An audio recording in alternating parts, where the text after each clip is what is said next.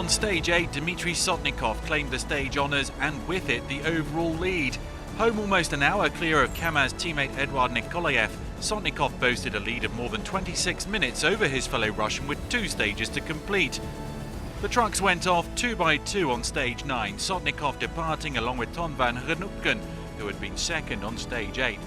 Sotnikov soon left the stage 5 winner trailing, but it would be touch and go as to whether he'd keep his overall lead. Nikolaev started the stage 4 minutes later than Federico Viagra, though the double defending champion flew past the Argentinian. Attempting to claw back the time lost to Sotnikov on the previous stage, Nikolaev drove like a man possessed. A third stage win for the Russian, his first since stage 2. The margin 27 minutes and 43 seconds over Sotnikov, Nikolaev into a 54-second lead. GERARD ROOY is destined to finish third overall on his return to the Dakar after missing last year's edition. That is, unless something bad happens either to the Dutchman or to the 2 KAMAZ in front of him.